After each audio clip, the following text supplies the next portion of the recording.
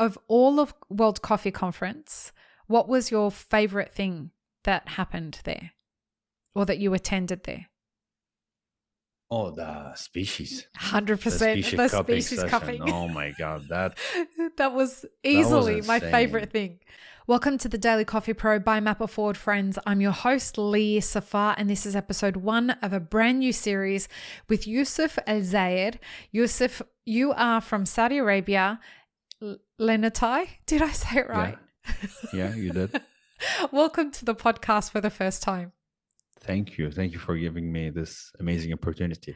It's my pleasure. We met recently in India. And so I said to you when we were in India for World Coffee Conference, let's tell everybody about this amazing experience we had together in India. And so this is us a couple of weeks after India, kind of coming together to discuss the theme of this series, which is World Coffee Conference and the Indian specialty coffee industry. So over this series, folks, we're going to give you some insight into our experience at World Coffee Conference and give you some insight into what it was like to spend time with growers, what it was like to spend time with people from the consuming end of the industry, the business owners on the consuming end. There was a lot of real richness there. And before we get started, Yousef, why don't you introduce yourself and tell everyone what you do and who you are, et cetera, et cetera. So, as you mentioned, my name is Yousef Alzayer. I'm from Saudi, from a city called Qatif. That's the eastern province of the country. And I'm a green coffee importer. I started in 2019 as my first container. I started my research in 2018. I started because I texted a friend of ours and I go, "Hey, Pancho, you guys still own the coffee farm, right?" And he goes, "Yes." And I go, "Send me samples." And then it started like that. And I felt like coffee was a good place for me to learn about business from, and loved it. And it grew from there. And then it's been an amazing journey so far, meeting amazing people like you, Lee. Thank you, sir. I mean, it was really kind of wild, right? The way you and I met was kind of very freaky and very strange. So Yousef had been mentioned to me during a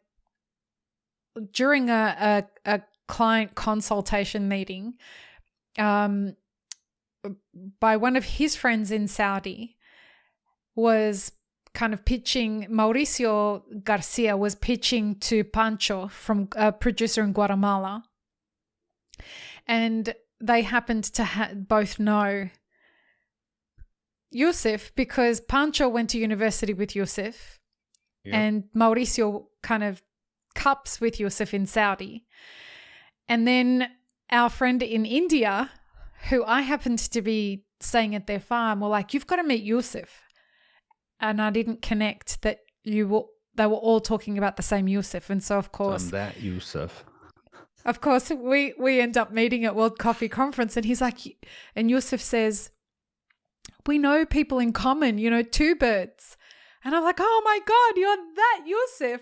So yes, he's that Yousef. And I got to hang out with him and his beautiful wife, Rania. We spent a lot of time together in India, and here we are. So the forces aligned. I write on my Instagram. Go check out his Instagram. It's very funny what his bio says now. I'm that awesome. Yousef. I'm that Yousef, quote unquote, Lisa. Yeah. So it was a really fortuitous meeting, and clearly Yousef and I were meant to meet, and we got on really, really well. And so here we are talking about India and our experience at India. So we were in India for similar but also different reasons. Yousef, why don't you go ahead and tell everyone why you were in India?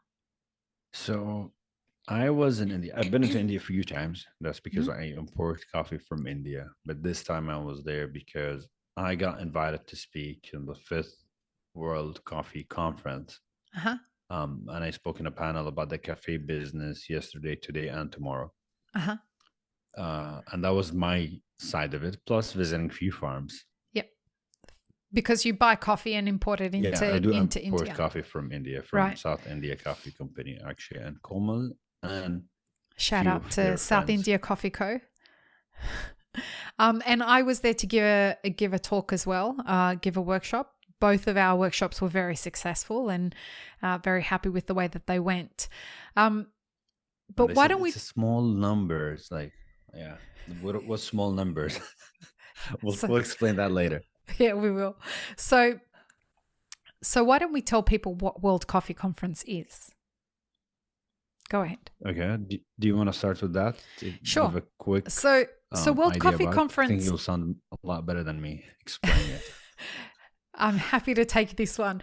So World Coffee Conference is sort of like the Olympics of coffee trading. So it's associated with the G20 summit in India. And it is, what they do is they bring together 80 nations that are involved in coffee, and they bring them together to have closed door sessions as well as open door sessions. They connect it with a lot of conversations, public and private, around coffee trading. In the old days of the quotas, where different countries were assigned a certain amount of coffee, this was all done at World Coffee Conference. And every 4 years, which is why they call it the Olympics of coffee trading, every 4 years it goes to a different coffee origin country. And this was the first time it was in India, or anywhere in Asia, actually. So it was a really big deal. There was a few 100,000 people visited the event over the space of 4 days. So it was a really big deal. It was very well attended, and it was very well put together. No, Yousef? Do you agree it was well put together? I agree. So as you said, it's organized by the International Coffee... The Coffee Board of India, as well as the International, the ICO. Coffee organization, and it was phenomenal to see all of these. Let's put it this way: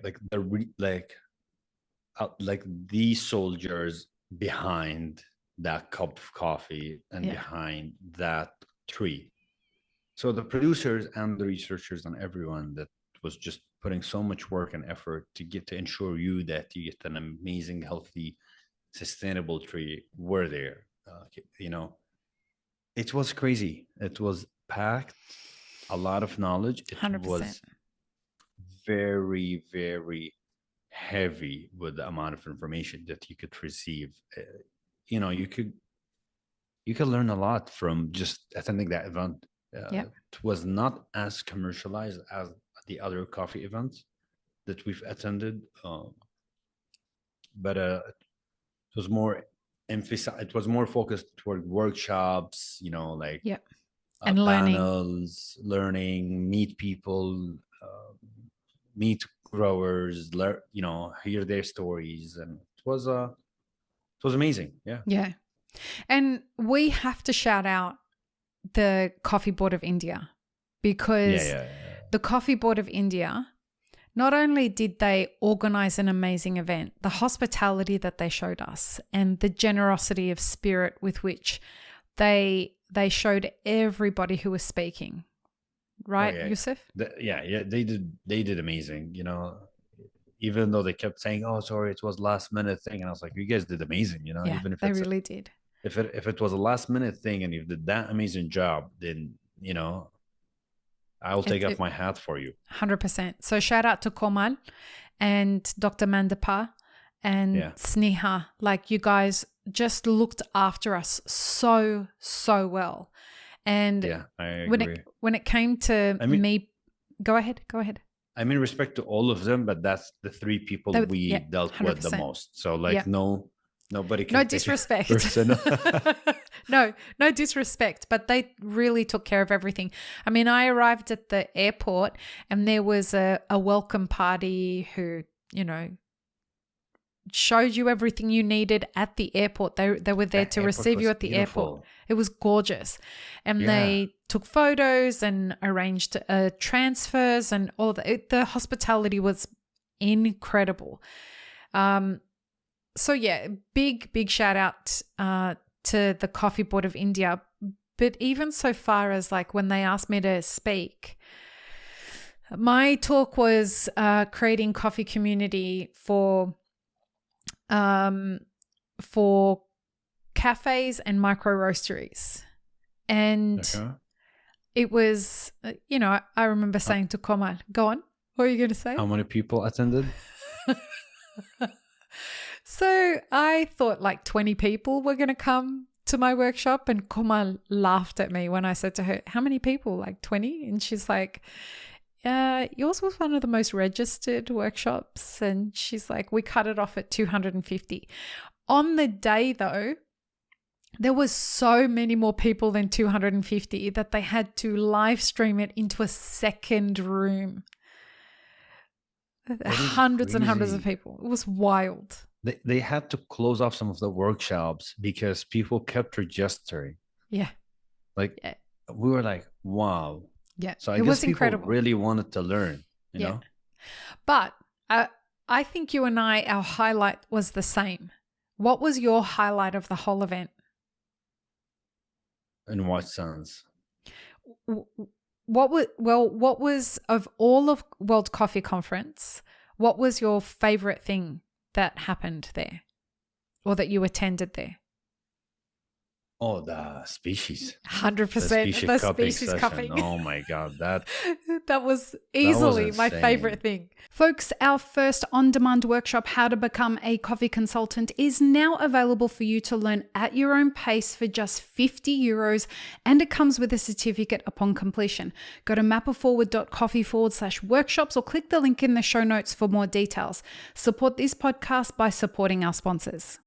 Yeah, tell everyone what that was. Especially our table was the loud table that kept interrupting the panelist.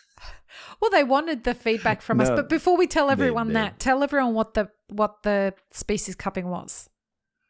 So species cupping was, okay, everybody knows that, the most famous species are arabica and robusta or canafra, like that's what it is. But then there's so many other species that are not published well in the media. So we have Liberica, probably is more common, and then like Celsa, these two are two common ones. But then you have Stenophyll, like you have Racemosas, you have Eugenides, you have Ipo, you have, what else? Lorena. We tried Lorena Cup, which and we did one Indian coffee that was numbered. I don't remember the numbers. That was SNL 4945. Something like that. I have it on my phone, but and so it was a cup. Tell people what the whole preface was behind the cupping. So the whole species cupping was, and to give an idea that there are a lot more coffees that are climate resistant or that being could be studied. grown. They're being studied and researched, but they're more of like the climate resistant. They could be grown in multiple different areas that are out there in the world. We could try them because coffee is, arabica specifically is a risky plant, I think, right, Lee? Well, the big challenge is behind them is arabica is not going to be climate resistant. And it's also struggling with regards to rust and borer beetle and all of that kind of stuff. So people just assume that Robusta is going to be the thing that saves the day. The problem is a part of the climate crisis is water. And Robusta loves water. And not only does it love water, but it has very shallow roots. And so because it has very shallow roots, it's going to require a lot more water. And so if you want some more information on this, you should check out the series with Komal and Akshay from South India Coffee Co. because they spoke about it at length. They just posted an Instagram post about the roots. Yeah, they did. Yeah. They really did. So go check that out when I was too. there at the farm. Yeah, it was insane to see that. So the species cupping was just something phenomenal to see all of these coffees tasting differently. There are some coffees that were growing at sea level, right in the front of the beach in the sandy area. Flavors were amazing. Like these are not coffees that have been like fucked with fermentation or anything like that. This is just us getting to taste these coffees in their kind of natural way of being processed. Yeah. Right. Some of them were washed, some of them were natural, but they weren't messed with. From South Sudan, from South Africa. So who was on the panel? Yeah. Komal, Akshay? No, Komal was the person behind the coffees and Matteo. And Matteo. From Italy. Yeah. Yeah. So Komal, Matteo were giving us the coffees, and then Dr. Surya Prakash from the coffee board. We have Akshay. Charles, Akshay, and Dr. Davis. So Charles Dennison. Charles Dennison is a South African coffee producer. He's growing race mimosas. Yep. Akshay is experimenting in the Indian market. So Akshay is from South India Coffee Company, and Dr. Davis. Aaron Davis. He's from Kew Gardens. He is from Kew, KEW is the name of his company. He's doing a bunch of research. He's doing a lot of genetic testing. And there's a lot of really great papers that are about to come out that he's publishing. And so he's coming on the podcast. He's going to talk a lot about it. He's going to help us understand what the future of coffee is from a scientific perspective, and why what we think it is going to be may be very different to what it is. But at this point, we don't have very much time to figure out this puzzle. No. And the theme at World Coffee Conference was about sustainability. Yeah. I can't remember exactly what the statement was, but it was about the sustainability of coffee. And there was just so many amazing talks that are about this. And you could see people were legitimately there to figure this problem out. And everybody's aware that this is going to be a real problem. I mean, India has one of the oldest coffee research centers around the world. Yeah. It's a 98-year-old. Wow. So how much data they have for the past 98 years? Yeah. Or they've built And they have a very unique green coffee the way that they've set up their agriculture is very unique, which is what we're going to talk about in the next episode, folks. So join us in the next episode for episode 2 of our 5-part series. And we're going to kind of deep dive into the green coffee market of India, which is something that Yousef is an expert at. So we'll see you in the next episode, everyone. Peace, love, and peanut butter. Have an amazing rest of your day. Thanks for tuning in, friends. There are 2 ways you can support this podcast. Firstly, become a paid member of our YouTube channel. Secondly, you can join our Patreon for as little as $3 a month. Don't forget to subscribe and like this video before you leave, and check the show notes for more information. Now, this is what you should check out next.